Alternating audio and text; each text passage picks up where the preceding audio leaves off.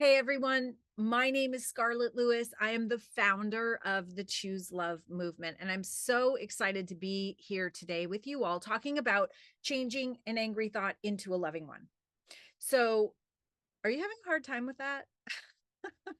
Because if you are totally in good company because it's not an easy thing to do. Uh, Lots of people have difficulty doing it. It's if it was easy, we wouldn't have a problem with it, right? And we wouldn't be seeing what we're seeing out in the world. It's a simple concept, but simple isn't always easy. So if you're struggling a bit with this in the Choose Love movement and in the curriculum, uh, as by the way, an educator and a student, no worries because it takes effort. It takes effort to be happy. Happiness comes from the inside out, and we really have to work at it. And this is a big part of that. So I've prepared a mini workshop today for you to talk about literally strategies to change that angry thought into a loving thought that maybe you haven't thought of before. And if you have, maybe it is going to be a reminder because, by the way, we have to be reminded that it's possible. And by the way, just because you're here, you are ahead of the pack. A lot of people don't even know that it's a choice, and you have that awareness. You're just kind of thinking about how does this happen? And so wonderful. Let's start today. We're going to talk about changing an angry thought into a loving one repeatedly throughout the day using the choice moment model and the Choose Love formula taught exclusively through the Choose Love movement. Now, I wanted to show you a picture of my new vanity plate. Do you guys have one? You know the process to get one. So you have to fill out a form. You've got 3 choices and you only have a certain amount of letters. And of course, I wanted mine to say choose love in some sort of variation. So I made 3 attempts, and what I got back was chose love. Wah, wah. I was kind of like, whoa, wait a minute. How am I going to make that work? I have the choose love movement.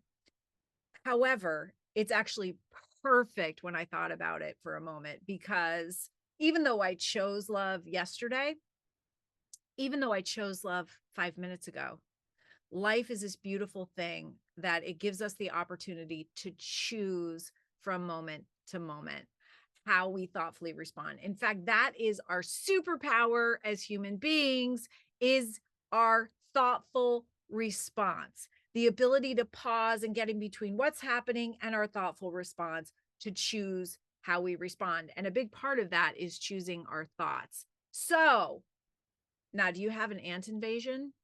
I have a 1740 farmhouse, so I have different kinds of invasions. uh, but all right, so ant invasions, automatic negative thoughts. By the way, our brains are wired to have automatic negative thoughts. That is your brain's way of trying to keep you safe. There's nothing wrong with you. It is just called our negative bias. We're all born with it, and we just need to be aware of it. That's the main thing. And then have some skills and tools, which we're going to go over today, to be able to move through them onto the other side, to feel better, because our thoughts directly relate to how we feel, which then determine how we behave. So dealing with our ants, our ant problem is a really, really good thing. So ants, automatic negative thoughts. And, to be pain free, we have to be able to control our thoughts. And when we control our thoughts, we have some control over our feelings and our perspective, by the way. And then, we behave better. We are the best version of ourselves. And that's what we really want. We know that thoughts are automatic, they just happen, and they lie. The lies are the ants, automatic negative uh, thoughts, automatic negative thoughts. When I say they lie, sometimes they give us worst case scenario. Sometimes the perspective isn't accurate.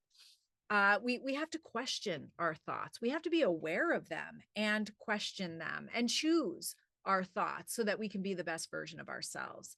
You don't have to believe every thought that you have.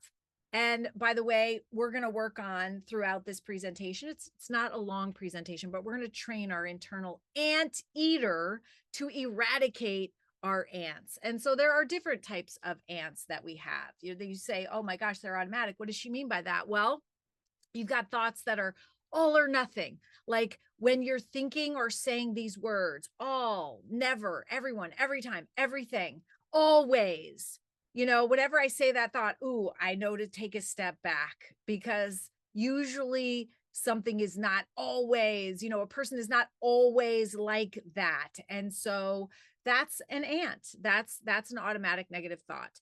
A comparison thoughts. And that's a really big deal now with kids and social media. And by the way, ourselves as well. Comparing ourselves, and our brains they do this automatically. And guess what? We usually measure up less than, because a lot of times we're comparing to an ideal that's not even real, especially if it's on our cell phone. Our brain tends to just look at the bad, or at least focus on the bad. That's our negative bias. That's our brain's way of keeping us safe. So we kind of ignore the good and we focus on the bad. We actually do this in the way that we try to solve problems too. Like if you think about a body part that's giving you problems, you might say, oh, that's my bad knee. Oh, no. That knee might be hurt. It might be the knee that's healing. We got to remember that, we don't want to focus on the bad. Guilting, should, must, ought, or have to, all those kind of words make us feel bad. Labeling ourselves or someone else, like, oh my gosh, I'm such a jerk. What an idiot I am. Whoa, gosh, you know what? Those words have a frequency and it's impacting every cell in our body. Just be aware that you're doing it and stop, because every time you use a different word, I'm just trying in this situation. I'm learning and growing. You are actually impacting every cell in your body. There's a fortune telling ant that predicts doom and gloom. There's a mind reading ant that you're predicting what somebody else will say, and you usually predict negative.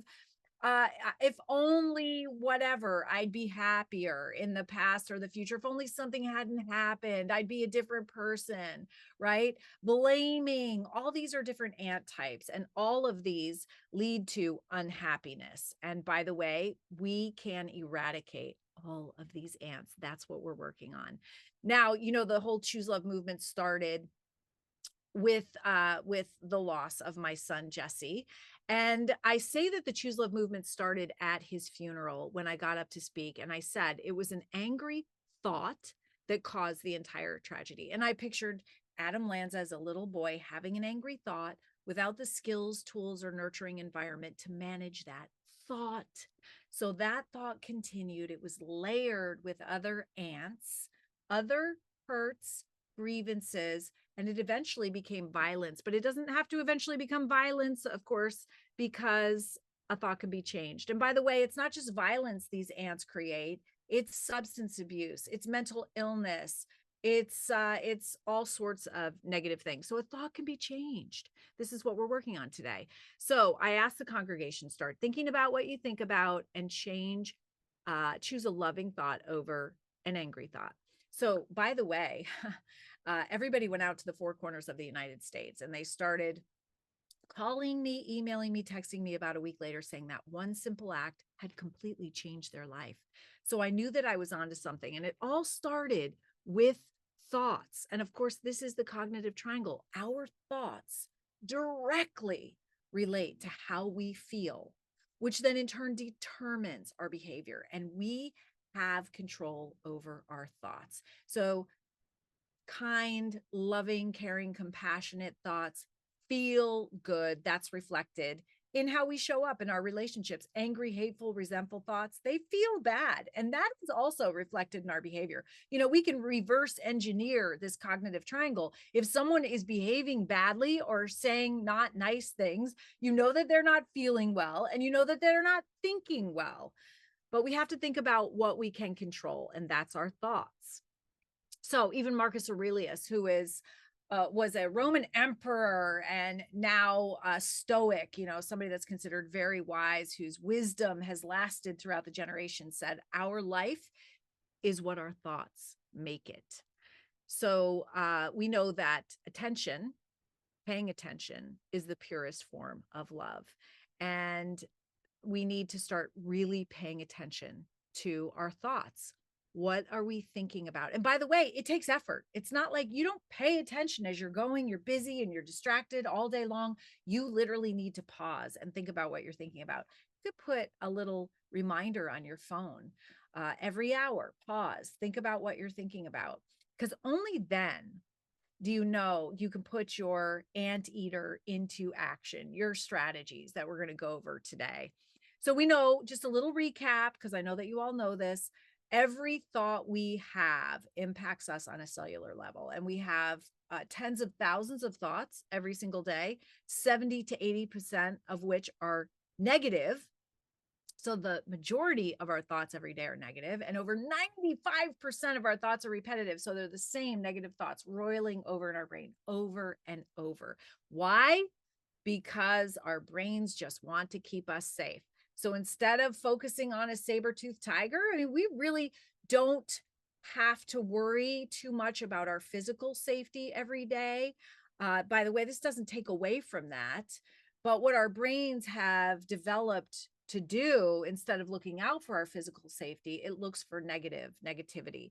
It scans for negativity. So that's our focus. And so every single thought we have either leads us to languishing or flourishing. So we want to flourish. We want to thrive. We want to be the best version of ourselves. And that's this journey in this presentation right now. So the incredible thing is this. So right now, by the way, if you really do think that the majority of your thoughts every day are negative and repetitive, it's okay. You have super highways that are wired in your brain with that going on.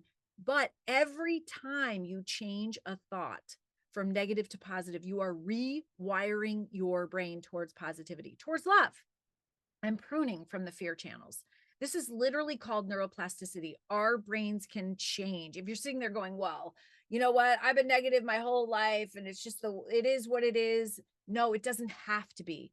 Every small change you make in your thoughts is rewiring your brain. And so choosing love over fear becomes a little bit easier every time you do that. Remember, anger, hatred, resentment, frustration, a mask for fear. So literally, we're either choosing love or fear. And so when you're choosing love, you are pruning from your fear channels and you are widening the love channels. It's so exciting. So by the way, our negative bias can lead to lack of self-worth, how we value ourselves, self-esteem, how we feel about ourselves, as well as self-confidence, how we feel about our abilities. These negative thoughts, literally, like if you think about your internal dialogue, what is your brain telling you? Oh, don't try that. Oh, you know what? Those people are much better at it. You don't need to do it. You don't know enough. You are not enough. Why does your brain do that? And by the way, it's happening with kids, but it's happening with you too. It does it because it wants to keep you safe. It wants to keep us in our comfort zone where we won't fail, where we won't get hurt. Remember, our brain wants to keep us safe, not just physically, but emotionally as well. So that's just our brain's way of keeping us safe. And we need to talk back to our brain. We need to say, hey, brain, thank you so much for trying to keep me safe. I know what you're trying to do, but guess what? I got this. However, that takes self-esteem. That takes loving ourselves. That's why the most important lesson that we can learn in life is loving ourselves, loving and accepting ourselves, to where we can talk back to those thoughts, to where we don't take them personally, to where we can question those thoughts and say, come on, brain, I know that I am more than enough. I know that I am worthy. I know you're just trying to keep me safe, and that's okay, but I got this. That means taking control of our inner dialogue, the narrative that's going on in our mind. And that means thinking about what we think about is exactly how the Choose Love movement started. Thinking about what we think about and really focusing on that narrative and turning it from negative to positive. It is so important because research shows us that is the foundation of good health, both physically, mentally, and emotionally. It all starts with our thoughts. And remember, our mind is like a garden. I travel a lot. I'm a speaker, so I go to schools and I go to conferences all over the world. Sometimes I'm away for a week at a time. And I have this beautiful garden in the backyard. And every year I plant it. And I'm so excited. I plant flowers and vegetables. But you know what? If I'm gone for about a week and there's just a perfect amount of sun and rain, when I get back and nobody's tended my garden, those weeds are choking out the flowers and the vegetables. Like sometimes if I'm gone for 2 weeks, I can't even find the flowers or vegetables. They're just the weeds have completely taken over. That's exactly like our thoughts. Our thoughts are the seeds that we plant, and we can grow flowers or we can grow weeds. We grow weeds through our negativity. We have to pull those weeds. We got to plant the seeds of positive thoughts. Those are affirmations, saying the I am statements, not I was, not I will. I am more than enough. I am worthy. I can do this. I mean, even writing those 3 statements down and just putting them on your computer, putting them on the door. I had positive affirmations all over my house. Remember, we are planting seeds for our thoughts, and we're going to have the negative thoughts. Don't get down on yourself. That's just your brain's way of keeping you safe. But you know what? You need to confront those thoughts and you need to pull them. You need to replace them with positive thoughts. And this directly implicates how we feel about ourselves, as well as how we feel about what we can accomplish. So we know our brain's number one job is to keep us safe. Fear sells. So if there's a fearful headline, we're going to be going to that. And we just have to realize that, right? This is my mom the day after she broke her femur bone and had major surgery. So I visited her, and I'm showing you this because the story goes that I got there the next morning, and this is the first visit from the PT, the physical therapist. And he's like, okay, Mrs. Lewis, we're going to put a belt behind you. We're going to pull you up and you're going to stand, which seemed kind of impossible to both of us. But as she's laying there, she's feeling okay because she's not moving. And he reaches over to touch not even her healing leg, but the other leg. And she goes, oh my God, please stop. It hurts so badly. But he hadn't even touched her. And this is just kind of an example of how fear exacerbates pain. It makes it worse. And it also inhibits our healing. That's why choosing love is so, so important. Being grounded, being in the present moment, being aware of our breathing, getting curious about what's going on is all part of it. We know that when we choose love, it unites us. And we know that fear divides. You can look out around you and see what's going on in our world to realize that. And the beautiful thing is, love is a choice. In every instance, interaction, circumstance, and situation, love is a choice that we can make, which is beautiful. It's our superpower. And we can use the formula and the choice moment model to do that. Now, you know the Lao Tzu quote, watch your thoughts, they become your words. Watch your words, they become action. Watch your action, they become habits. Watch your habits, they become your character. Watch your character because it becomes your destiny. Where does it all start? With our thoughts, right? We know we can't always choose what happens to us, but we can choose how we thoughtfully respond, and we want to choose love in our thoughts. And we can choose. That's our personal power as human beings. Here is this formula that you know so well: courage plus gratitude plus forgiveness plus compassion in action. This is how it literally brings something called our locus, our location of our personal power back inside of us. When we have an internal locus of control, we're coming from a place of love. And that literally means that we believe that we have the power to create the positive change necessary to have a better future. That's the definition of hope. We feel that we can do this, right? When your locus of control is outside of you, you're coming from a place of fear. So what does that look like? It looks like you think things are happening to you, not for you. You think you blame other people for what's happening to you. You feel helpless in your life. Helplessness can lead to victimization. Victimization can lead to hopelessness. Hopelessness is the single most consistent factor in suicides and violence. So we really want to have, be personally empowered and have that locus of control inside of us. How do we do it? Through the formula. We start with courage, the courage to be present, the courage to think about what we're thinking about. We use gratitude to shift the focus of our lens from negative to positive. This fortifies us from the inside out to be able to forgive. Forgiveness lets us move past, beyond, learn from, grow through, and be strengthened by painful events.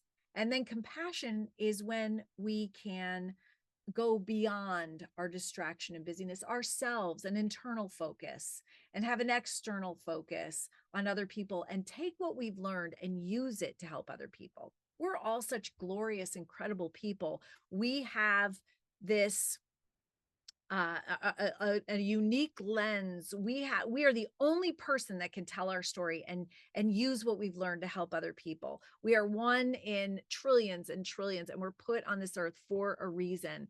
We are each unique, amazing people, and this formula can help us refine and reframe the hard stuff into gold that we can then share with others. So here's the first strategy: using courage and the choice moment model. That brave breath is so important. That, kids' favorite thing, literally taking a breath.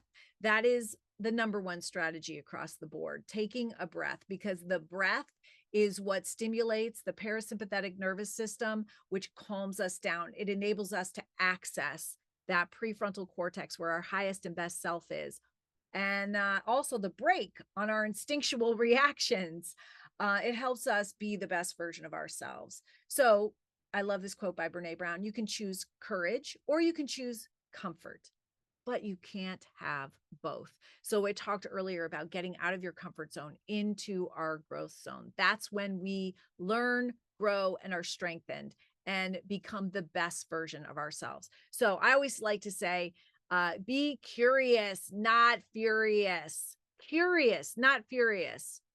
Be fascinated, not frustrated. Those are my two favorite sayings. And we can do that by getting into the choice moment. That is the space in between what's happening and our response. And we only have two choices, by the way, in this choice moment. We can react. Reacting doesn't take a lot of thought at all. We're reacting from habit or memory. And by the way, that works for the majority of the day. A lot of times we do just react in things. We do it out of habit or memory. Our brain likes us to react because then it conserves brain power. And so to reward us, it gives us a quick hit of dopamine, that feel good neurotransmitter. The problem with dopamine is that it never lasts and it always leaves us wanting more. The other option, and by the way, this is the one that we need to use when we're confronted with a situation that's difficult, like maybe somebody is not being kind to us, or maybe there's some sort of drama going on, something is an adversity. Then we really need our choice moment, which is where we pause in between whatever is happening and our thoughtful response. Now, you remember that all of the data that comes in through our five senses is filtered through our fear center first. So our fear center determines whether it is basically harmful, but that's physically or emotionally. And so if they think it's harmful, like even words, then it might put you into freeze, fight, or flight. And then you're not in control. Your fear center is, and you're reacting and you're saying something maybe not kind back, right? And by the way, that's the way our brain is wired. It wants to defend you figuratively or maybe literally. But most of the time our lives aren't in danger. But maybe our feelings are, right? But that's the time when we can rise to the occasion and be the best version of ourselves. And so you get into that choice moment, which is the pause. It's taking a brave breath. It's getting curious about what is happening. It's questioning, why is this person behaving that way or saying this or acting in this way, or what happened to them? It's getting curious. It's giving time for that information to get to your prefrontal cortex where you can thoughtfully respond with love. And by the way, that is literally a heroic choice, right? Because our brains are wired to defend.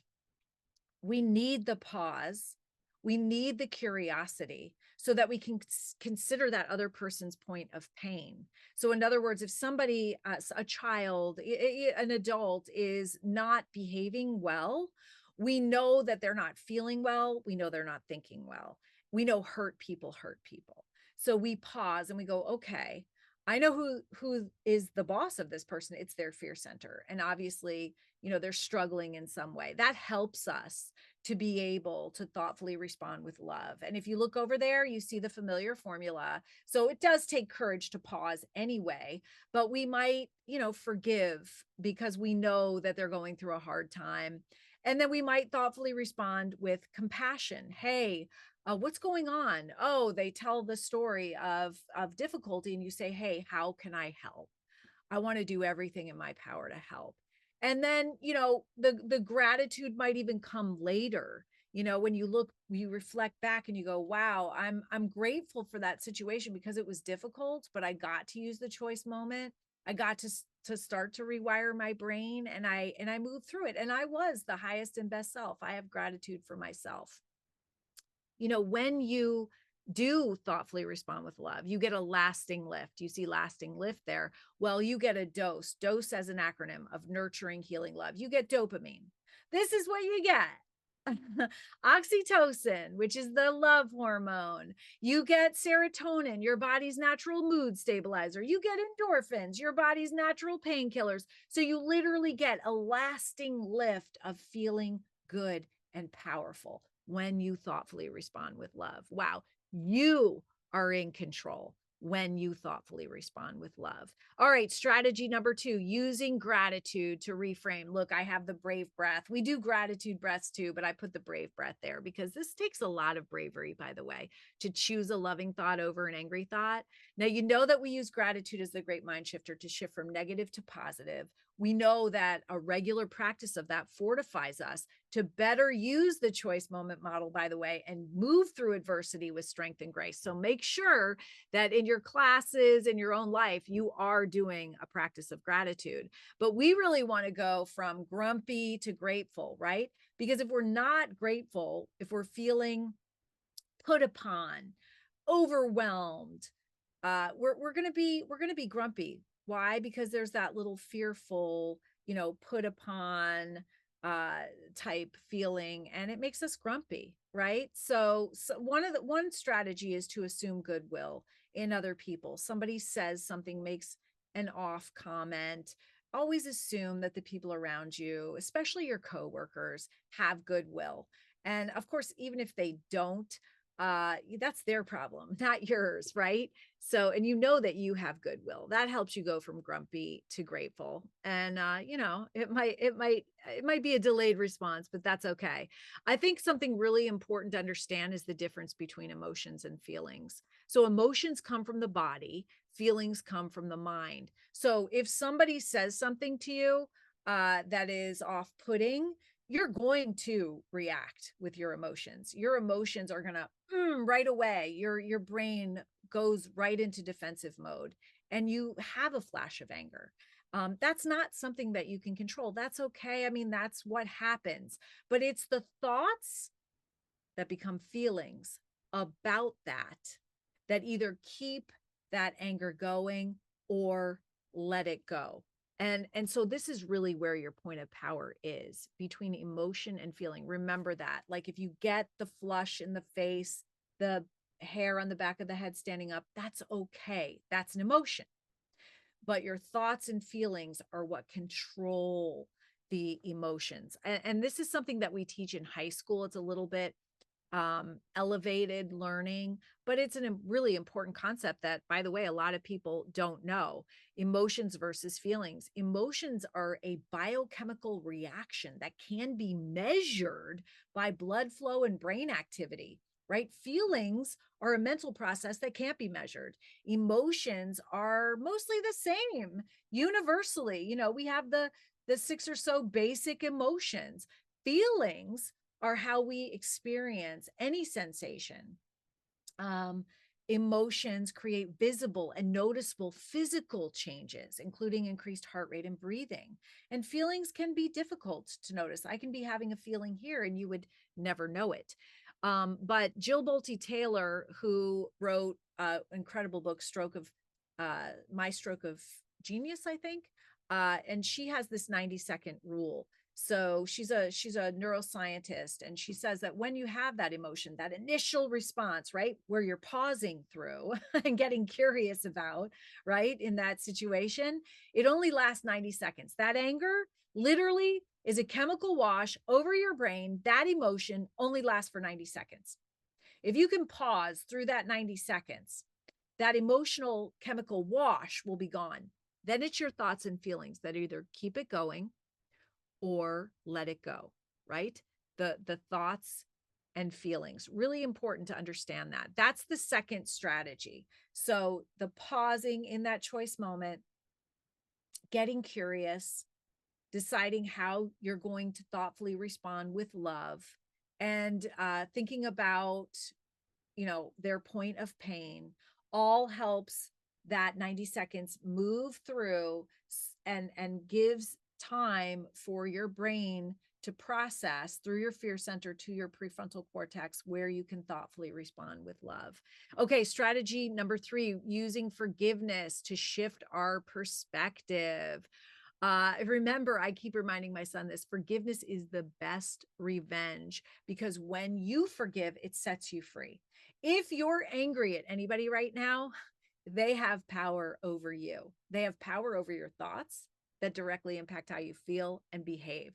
Forgiveness is when you take your personal power back. I don't know about you, but I don't want to let anybody who is upsetting me have any control over me. And certainly in my own story with, losing my son to violence, I did not want the perpetrator to have any control over me. I was determined not to be another victim. And of course, I wanted to model that for my surviving son. And forgiveness is the only way that I could do that. So forgiveness is literally looking at what you can control, which is only yourself. You can't control other people or what other people do, but you can control yourself. So you choose to just let it go, because you do not want that other person to have any control over you. And by the way, if you're choosing love, if you're practicing gratitude, if you're saying your affirmations, I am enough, I am worthy, I can do this, then you are increasing your self-esteem, which is really loving and accepting yourself. And it helps you not to take the offense personally. I mean, literally, if somebody walks up to you and says, you're a jerk, if you feel good about yourself, you kind of go, wow, okay, pause. I wonder what's going on with that person that they would say that, because I know that I'm a good person. So this is not a reflection of me. It's a reflection of them. So you can see that that helps you not to be triggered, and it helps you literally to deflect the negativity back onto the person. Thoughtfully respond with love, help them out. They obviously need help, right? Strategy number 4, using compassion in action to distance yourself from the hurt. So I say, remember I said this before, be curious, not furious, be fascinated instead of frustrated. Those are things that maybe you should write down, right? Because compassion in action helps us. You can have it for yourself and you can have it for other people. By the way, forgiveness is really important for yourself too. And the hardest thing to do is to forgive yourself. Cut that cord that attaches you to pain. Do it right now. Make the choice, let it go. But in compassion too, it's having the courage to step outside of whatever's going on with you to help somebody else. When we do that, we can become fascinated instead of frustrated. So remember the choose love formula: courage plus gratitude plus forgiveness plus compassion in action. Some of what might get in the way, by the way, is toxic rumination, because our thoughts are, can be negative. And that's the propensity that our brain has to try to keep us safe. We can pull up thoughts from the past, painful events. Do you ever do that? You're driving and then all of a sudden this thought pops in your head and you're like, yeah, that makes me mad. Or even fearing for the future and over and over and over again, that's toxic rumination. And so the formula helps you move through that, because you definitely do not want to do that. And another strategy, which is really cool, is really kind of getting curious and asking yourself questions about your thoughts. So if there are thoughts that are kind of toxic and you can't move through them, try this. Is it true? Is the thought true? Is it absolutely true? How does the thought make you feel and act? What's the outcome of the thought? How would I feel without the thought? How would I act? How would it feel to have a different thought? And what's the opposite of the thought that's bothering me? So I'm just as an example, I'm going to talk about Sammy and Chris. So Sammy is Chris's daughter, and Sammy died of leukemia. And Chris was her caretaker for 2 years, and they really struggled throughout that 2 years. So Chris was really struggling after her daughter died, as you can imagine. And she was actually planning on committing suicide. She was really not doing well. She was asked this series of questions by Dr. Amen, who's a neurologist. He's actually, I go to the practice, so I think he's awesome, which is why I wanted to share this. So he's talking to Chris, and he's saying, what's your belief? And she's saying, oh, well, it's my fault, right? That Sammy died. Remember the ants, the guilt beating, the blame. And Dr. Amen asked her, is it true? And she said, well, I don't know. And well, is it absolutely true that it's your fault that your daughter died? Well, no. How does that thought make you feel? Well, awful, depressed, like I want to die. How does the thought make you act? Well, suicidal. Well, what's the outcome of the thought? Well, I'm suffering. How would you feel without the thought? Well, obviously I'd feel better. How would you act? Well, probably like myself before Sammy died. What's the outcome of not having the thought? Well, I'd be free from guilt. So what's the opposite of the thought that's bothering you? It's not my fault that Sammy died. I did everything I could to help her. Wow. Let's go back to question number 1. Was her original thought true? No, it wasn't true. She was toxically ruminating over a thought that wasn't even true. So I just wanted to share this with you because it was very powerful for me. When you can't move past a thought that's very painful to you, go through this questioning process and change the thought, and then use it as an affirmation. Really, really powerful. So here's your call to action. Think about what you think about. Pause in the choice moment and get curious. Give your prefrontal cortex time to come online. Think about the point of pain of that other person, and remember that emotions are a chemical wash. They only last for 90 seconds.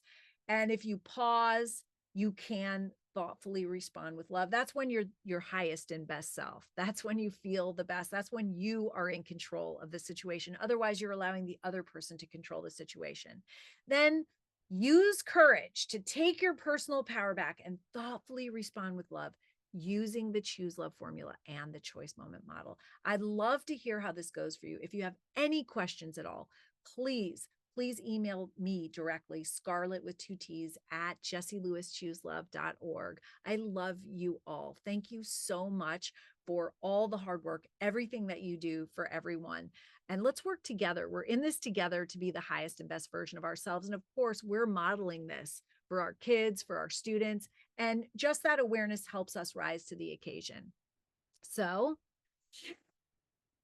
thank you for choosing love.